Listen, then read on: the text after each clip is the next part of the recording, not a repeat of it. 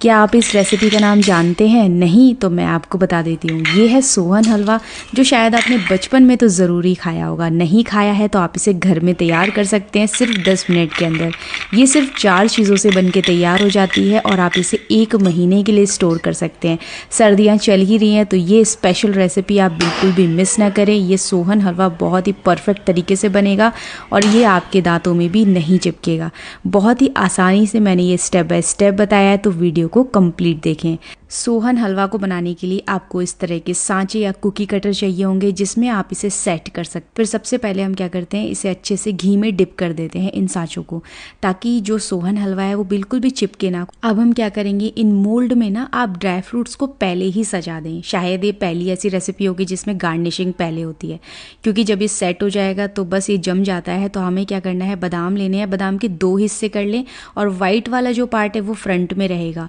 तो इस तरीके से ही गार्निश कर दें। फिर मैंने यहाँ पे पिस्ता भी लिए हैं। बादाम और पिस्ता इसमें दिखने में ना बहुत ही अच्छे लगते हैं। आपने वीडियो के स्टार्टिंग में देखा ही होगा, पिस्ता और बादाम की वजह से सोहन हलवा में जान आ गई है। अब यहाँ पे हमारे ये जो मोल्ड है तैयार है, ये आपको पहले से ही तैयार कर लेने हैं। अब हम एक इधर बोल ले लेंगे और इसमें डाल देते हैं 4 बड़े चम्मच जितना मिल्क पाउडर, यानी कि ड्राई मिल्क। इसे आपको 4 बड़े चम्मच ही नाप के लेना है। कोई भी आप चम्मच सेट कर सकते हैं, उसके हिसाब से ही दोनों का माप लेना है। हमें मिल्क पाउडर भी उतनी ही मात्रा में लेना है। अब हमें यहाँ पे मैदा लेना है, तो मैंने यहाँ पे मैदा लिया है 4 बड़े चम्मच। दोनों का मेजरमेंट सेम ही रखना है। वैसे तो इस रेसिपी के लिए ऑथेंटिकली स्प्राउट का आटा इस्तेमाल किया जाता है, तो हलवाई लोग तो उसी ऑथेंटिक तरीके से बनाते हैं, लेकिन हम ये घर में तैयार कर रहे हैं और जो स्प्राउट का आटा होता है ईजिली मिलता नहीं है, तो हम इसे मैदे से और मिल्क पाउडर से तैयार कर रहे हैं। अच्छे से दोनों चीज़ें जब मिक्स हो जाएंगी, इधर हम यहाँ पे ले लेते हैं पैन और इसमें घी डाल देते हैं। आपको ये स्टेप बाय स्टेप सारा प्रोसेस ऐसे ही करना है। जैसे हमने मिक्स कर दिया फ्लोर्स को, फिर हमने यहाँ पे घी डाला है और चीनी को डाल देंगे। तो प्रिपरेशन पहले करनी है, धीरे धीरे रेसिपी को आगे बढ़ाना है। तो हमें यहाँ पे शुगर इस्तेमाल करनी है 1 बड़ा चम्मच। अब ये जो रेसिपी है ना, मेन जो है चीनी और घी से ही तैयार होती है, तो ये जो है क्वांटिटी इनकी ज़्यादा ही रहती है, तभी हमारी ये जो रेसिपी है वो एकदम क्रंची सी बनती है, तभी आपका जो टेस्ट है वो अच्छा आएगा सोहन हलवे का। तो घी भी हमने ज़्यादा लिया है 1/4 कप, साथ ही में इसमें शुगर डाल दी 1 कप जितनी, और अच्छे से चीनी को आपको मिक्स कर लेना है घी के साथ में, एकदम हल्की आंच पे। इस बात का आपको ध्यान रखना है कि जो आंच रहेगी वो बिल्कुल स्लो रहेगी, या फिर आप छोटे वाले गैस पे रख सकते हैं, जो हमारी एकदम छोटी गैस होती है उस पर भी रख के इसको पिघला सकते हैं, वो भी हल्की आँच करके उसकी। और ये देखिए चीनी हमारी जो है पिघल गई है। इसे पिघलने में थोड़ा सा समय लगता है, लेकिन ये धीरे धीरे पिघल जाती है। और आपको इसमें कोई भी पानी वगैरह नहीं डालना है चीनी में, ना ही इसको ढकना है। इसमें हमें डाल देना है अपना मैदे का मिक्स, और जो हमारा मिल्क पाउडर मिक्स था वो इसमें ऐड कर देना है। और गैस को पहले आप ऑफ करें, जैसे ही चीनी मेल्ट हो जाएगी उसके बाद ये हमारा जो मैदा है इसमें पक जाएगा इस गर्म घी और चाशनी में।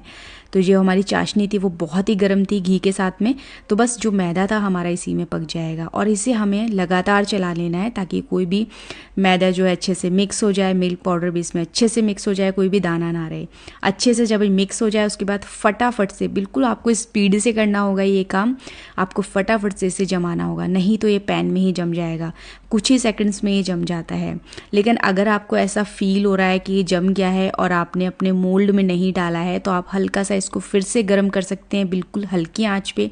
बस कुछ ही सेकंड के लिए जलाएं गैस को और फिर से इसको हल्का सा गर्म करें। ये तुरंत ही मेल्ट हो जाता है और फिर इसे आप जमा सकते हैं। तो इस तरह से आप सोहन हलवा को ईजिली जमा पाएंगे, आपको कोई परेशानी नहीं होगी।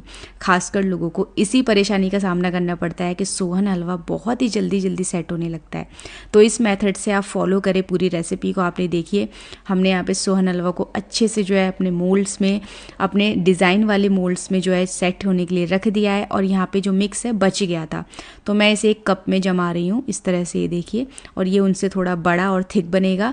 इसे हम सेट होने के लिए रख देते हैं। सभी हमारा ये जो सोहन हलवा है सेट होने के लिए रखेंगे, कम से कम आधे घंटे के लिए छोड़ दें। वैसे तो ये उससे भी जल्दी सेट हो जाता है, हार्डली 10 मिनट ही लगते हैं, लेकिन मैंने इन्हें अच्छे से ठंडा कर लिया है। और यहाँ पे आप देखिए हमारा ये जो सोहन हलवा है ना, बन के बिल्कुल तैयार हो गया है। और आपको इसकी साउंड से ही समझ में आ रहा होगा, ये बिल्कुल क्रंची बना है। लेकिन ऐसा नहीं है कि आपके दांतों से कटेगा नहीं, ये दांतों से भी आसानी से कट जाएगा। ये क्रंची है लेकिन आपके दांतों में भी नहीं चिपकेगा। तो इस तरीके से आप कंप्लीट रेसिपी को फॉलो करें।